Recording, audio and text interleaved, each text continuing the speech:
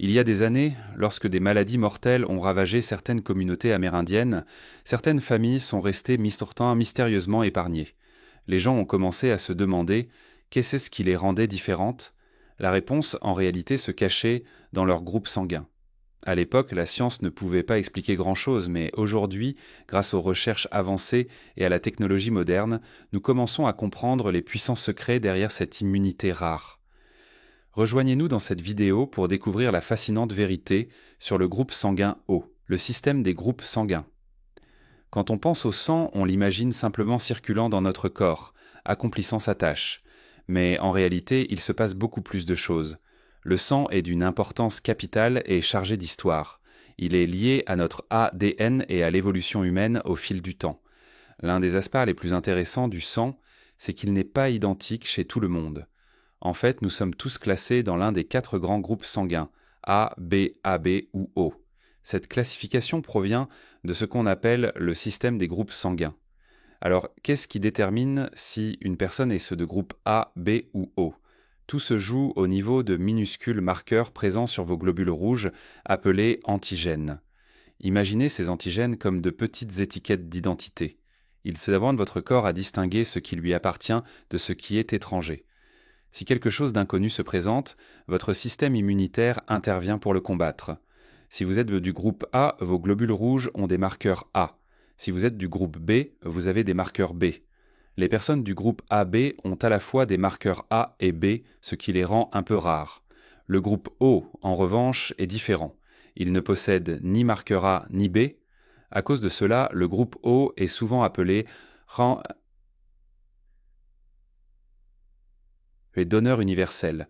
Cela signifie qu'en cas d'urgence, lorsque quelqu'un a besoin d'une transfusion rapide, le sang de groupe O peut généralement être administré à n'importe qui sans risque majeur. Mais voici ce qui intrigue les scientifiques.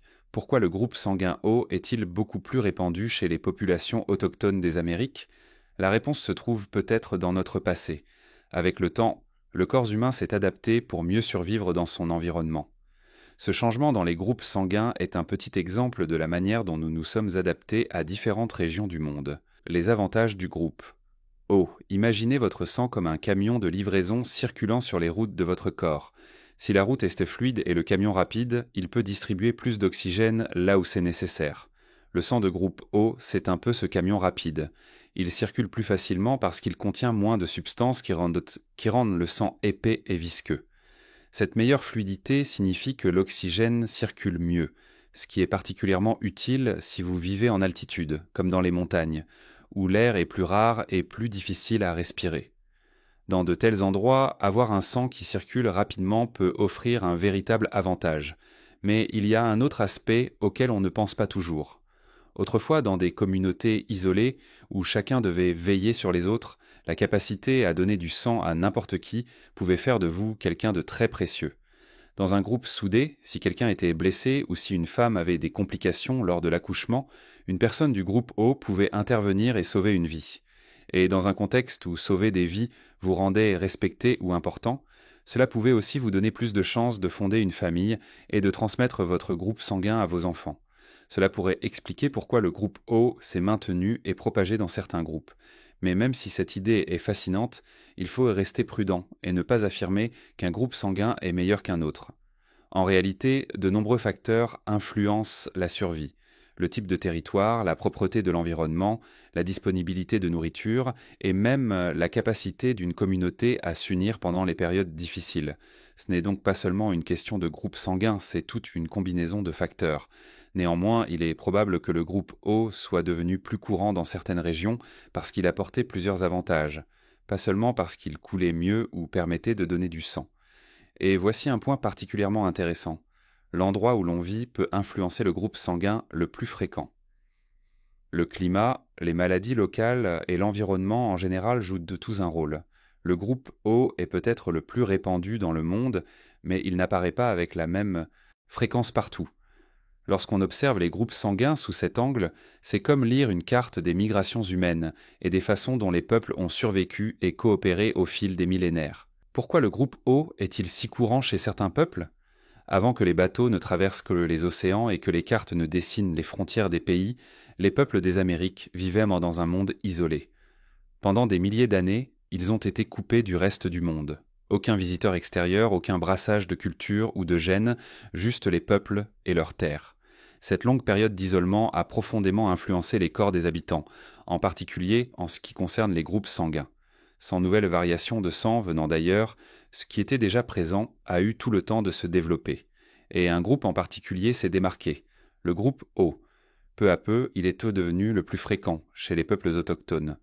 Pas par hasard, mais parce qu'il leur a permis de survivre. Les hivers rigoureux du nord, l'air mince des montagnes comme les Andes, les nouvelles maladies apparues au fil du temps, le sang de type O semble avoir offert un avantage. Ce groupe sanguin, dépourvu des marqueurs A et B, a peut-être aidé les premiers peuples à mieux combattre les infections mortelles courantes à l'époque. Ceux qui en étaient porteurs vivaient pendant plus longtemps, avaient plus d'enfants et transmettaient en ce groupe sanguin. À mesure que les familles se déplaçaient à travers le continent, s'installant dans les forêts, les déserts, les côtes et les montagnes, le groupe O les accompagnait, se propageant discrètement à travers les générations. D'autres lieux également isolés, comme certaines îles du Pacifique ou des villages reculés de montagne, montrent des tendances similaires. Plus un groupe reste isolé longtemps, plus un seul groupe sanguin peut dominer. Mais même parmi ces régions, les Amériques présentent devant les taux les plus élevés de groupe O. Cela en dit long sur l'histoire du continent et des peuples qui y ont vécu pendant des siècles. Mais cette histoire ne concerne pas uniquement le passé. Elle est aussi très actuelle. La large diffusion du groupe O chez les peuples autochtones montre à quel point les peuples anciens ont voyagé. Cela soulève des questions fascinantes. Comment ont-ils vécu? Quels chemins ont-ils empruntés? Comment ont-ils survécu dans des environnements si différents? Aujourd'hui, grâce à la science moderne et aux outils d'analyse ADN, nous pouvons retracer ces déplacements comme jamais auparavant. Et cette connaissance ne sert pas qu'aux passionnés d'histoire. Elle est simplement cruciale pour la médecine actuelle. Le sang de type O joue un rôle essentiel lorsqu'une aide rapide est nécessaire, en particulier le groupe O négatif, connu comme donneur universel. Cela signifie qu'il peut être utilisé en toute sécurité pour n'importe quel patient, quel que soit son groupe sanguin. En cas d'urgence, lorsque les médecins n'ont pas le temps de vérifier le groupe d'un patient, ils utilisent souvent du sang O négatif. Même le groupe O positif est très utile. Il peut être donné à toute personne ayant un facteur RH positif, ce qui représente une grande partie de la population. Cette flexibilité fait du groupe O un outil médical précieux. Lorsqu'une personne perd beaucoup de sang dans un accident ou durant une opération, avoir du sang compatible à disposition peut faire la différence entre la vie et la mort. Mais voici le problème. Comme ce sang peut sauver beaucoup de vies, il est constamment en forte demande. Et cela crée une difficulté majeure. Il n'y en a souvent pas assez. Les hôpitaux et les banques de sang du monde entier ont du mal à maintenir leur stock. Cela devient encore plus critique en période de catastrophe, de guerre ou d'accident majeur, lorsque le besoin de transfusion rapide explose.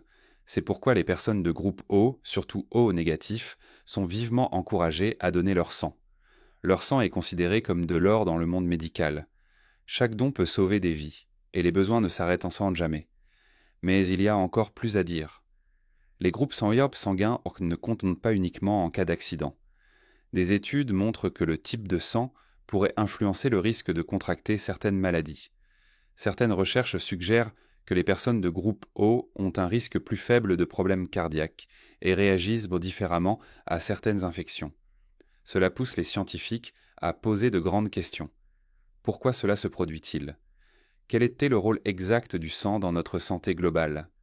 Ces interrogations ouvrent la voie à la médecine personnalisée.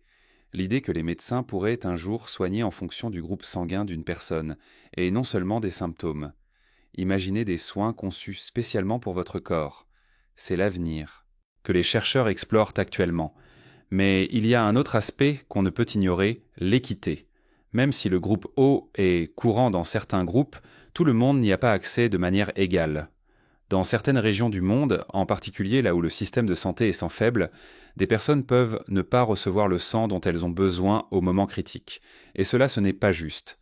Pour y remédier, il ne suffit pas de demander aux gens de faire des dons. Il faut aussi mieux stocker et transporter le sang, partager les ressources entre les pays et construire un système qui garantisse que tout le monde, où qu'il vive, ait une chance équitable de survivre. Avant de continuer, jetons un œil au choix du jour fait par l'un de nos abonnés. Sur cette image, l'élément le plus frappant est la cicatrisation faciale. Ces marques n'étaient pas simplement décoratives, elles servaient à identifier les différentes tribus amérindiennes. Chaque tribu avait une apparence distincte, ce qui était essentiel à leur identité et à leur culture. Par exemple, la tribu Sioux était connue pour l'utilisation de plumes, tandis que d'autres tribus comme les Iroquois, les Navajos, les Comanches, les Cheyennes et les Apaches avaient aussi des marques faciales uniques qui les différenciaient. Les guerriers de ces tribus portaient souvent des cicatrices qu'ils avaient reçues au combat, symbole de leur force ou de leur bravoure. De plus, certaines tribus pratiquaient la scarification rituelle ou le tatouage facial dans le cadre de leurs pratiques spirituelles ou culturelles. Ces marques pouvaient aussi représenter des étapes importantes de la vie, comme le passage à l'âge adulte, le statut de guerrier ou des visions spirituelles. Contrairement aux cicatrices faciales permanentes pratiquées dans d'autres régions du monde, ces marques étaient souvent symboliques et faisaient partie d'une tradition plus large d'expression de l'identité et de la culture. Et vous, que pensez-vous de cette image ? Partagez vos impressions dans les commentaires ci-dessous. Comment le groupe sanguin O aide à survivre et à rester en bonne santé ? Pensez au groupe sanguin O comme à une maison peu accueillante pour les visiteurs indésirables tels que les microbes et les Tulicrates et les maladies. Alors que d'autres groupes sanguins peuvent être plus ouverts, le groupe O semble fermer ses portes plus hermétiquement. Cela pourrait signifier que les personnes de groupe O tombaient moins souvent malades ou souffraient moins gravement. Et dans les petites communautés isolées, comme celles des premiers peuples autochtones d'Amérique, cela faisait toute la différence. Imaginez vivre dans un petit village, loin du reste du monde. Si une seule personne tombait malade, la maladie pouvait se propager rapidement. Mais si vous étiez du genre à ne pas tomber facilement malade, comme ceux ayant le groupe O, vos chances de rester en bonne santé étaient vraiment bien meilleures. Et à une époque où la médecine moderne n'existait pas, cela pouvait signifier la vie ou la mort. Mais il ne s'agit pas seulement de maladies. L'alimentation jouait aussi un rôle. À l'époque, les habitudes alimentaires variaient selon les régions.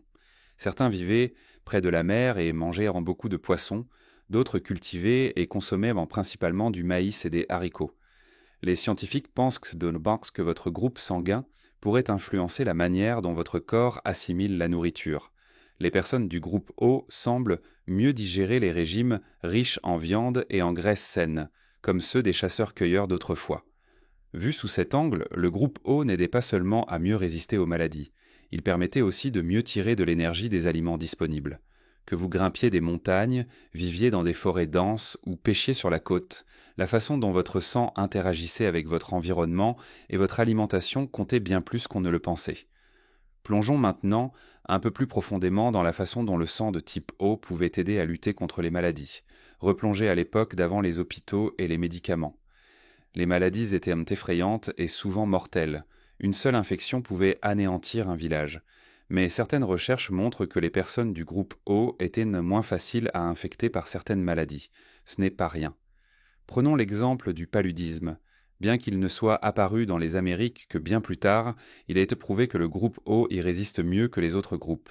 C'est intéressant, même si cela n'a pas joué un rôle majeur dans les histoires anciennes des Amériques. Cela nous montre comment la forme et la surface des globules rouges peuvent nous protéger. Voici une version simplifiée. Les germes, bactéries et virus aiment s'accrocher à certaines structures présentes à la surface des globules rouges. Les groupes A et B en ont plus. Le groupe O, lui, ressemble à un mur lisse. Les germes ont du mal à s'y accrocher, glissent ou n'adhèrent pas du tout. Cette petite différence pouvait aider les gens à vivre plus longtemps et à rester en meilleure santé dans des environnements difficiles. Superstitions culturelles et croyances spirituelles autour du groupe sanguin. Dans certains pays, on croit que votre groupe sanguin en dit long sur qui vous êtes. Cette croyance est particulièrement forte au Japon, où elle est connue sous le nom de Ketsueki Gata. C'est un peu comme les horoscopes dans d'autres parties du monde. Plutôt que d'utiliser votre date de naissance, les Japonais et d'autres se basent sur votre groupe sanguin pour deviner votre personnalité. Cette idée est née au début du siècle dernier, lorsqu'un professeur japonais, Takeji Furukawa, a publié un article affirmant que le comportement des gens était lié à leur groupe sanguin. Même sans preuve solide, cette théorie est devenue très populaire.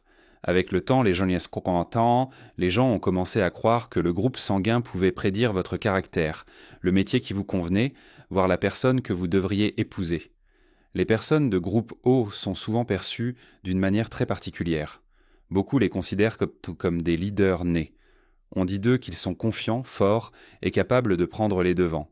Ils sont souvent décrits comme extravertis et pleins d'énergie.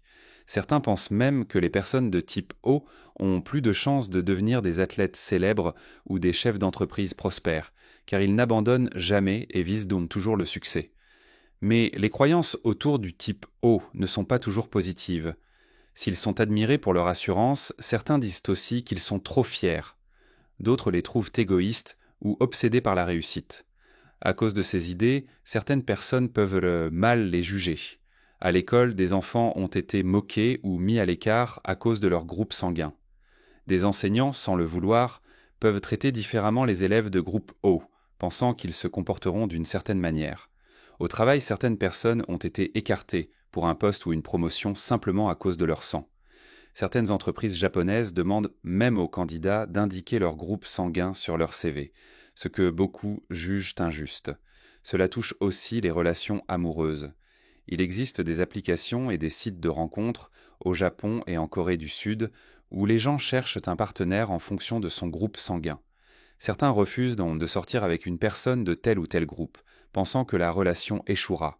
Par exemple, on dira à une personne de groupe O d'éviter un partenaire de groupe A ou B, car cela ne serait pas un bon match. Même les journaux et magazines publient récemment des articles comme « Quel type d'amoureux êtes-vous selon votre groupe sanguin ?» ou « Les meilleures carrières pour les personnes de type O ». Pour beaucoup, cela ressemble à de la science, même si les médecins et les scientifiques ont répété à maintes reprises que ces idées sont fausses. Cette manière de penser s'est aussi répandue en Corée du Sud et à Taïwan. Et ce n'est pas aussi courant en Occident, mais dans ces pays, des millions de personnes y croient encore. Elles achètent des livres, des porte-bonheur et des objets censés porter chance selon leur groupe sanguin.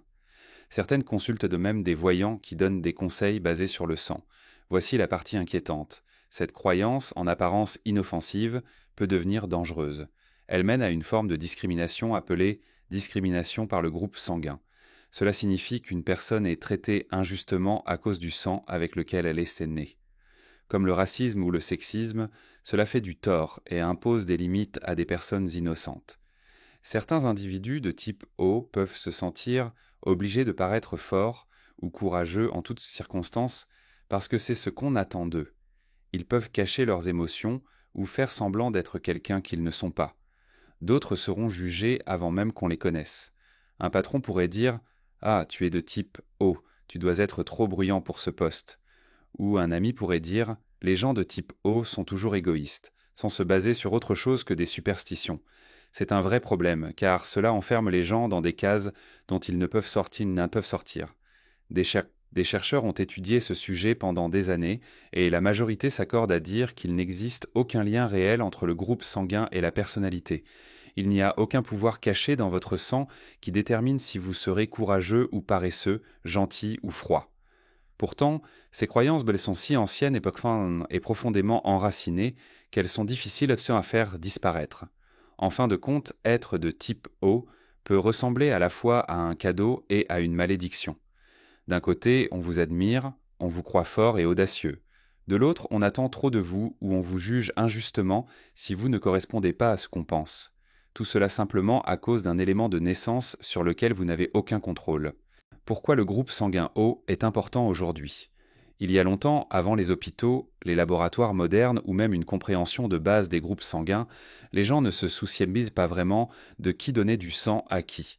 Mais aujourd'hui, nous savons que tous les groupes sanguins ne sont pas compatibles. C'est là que le groupe O entre en jeu. C'est un peu le super-héros des groupes sanguins. Les médecins peuvent l'utiliser pour presque tout le monde. Surtout lorsqu'il n'y a pas le temps de tester le groupe du patient. En cas d'urgence ou d'opération, ce groupe sanguin sauve des vies. Et même avec toutes les nouvelles avancées scientifiques, le groupe O joue encore un rôle majeur. Des chercheurs travaillent sur des choses très prometteuses, comme la création de sang synthétique en laboratoire, de nouvelles méthodes pour déterminer rapidement un groupe sanguin, ou encore la modification génétique pour permettre à plus de gens de donner ou de recevoir du sang en toute sécurité. Mais rien ne vaut encore le pouvoir naturel du groupe O, quand chaque seconde compte. Maintenant, parlons du lien entre tout cela et notre passé. Vous voyez, notre sang, surtout son groupe, raconte une histoire plus profonde. Il est lié à notre ADN, le plan microscopique en chacun de nous, qui renferme des indices sur qui nous sommes et d'où nous venons. Cela inclut les voyages entrepris par nos ancêtres il y a très longtemps. Par exemple, les scientifiques ont découvert que le groupe O était très présent chez les premiers habitants des Amériques. Ce petit détail nous aide à comprendre comment les populations se sont déplacées, se sont installées sur de nouvelles terres et ont bâti des communautés au fil du temps. Ce n'est pas seulement une question de science, c'est une question de famille, de racines et d'histoire. L'ADN ne nous parle pas seulement de lointains ancêtres, il permet aussi aux gens d'aujourd'hui de se rapprocher de leur passé. Une histoire marquante est celle d'une personne apparentée au célèbre chef amérindien Sitting Bull. Grâce à un test ADN, cette personne a pu prouver ce lien familial.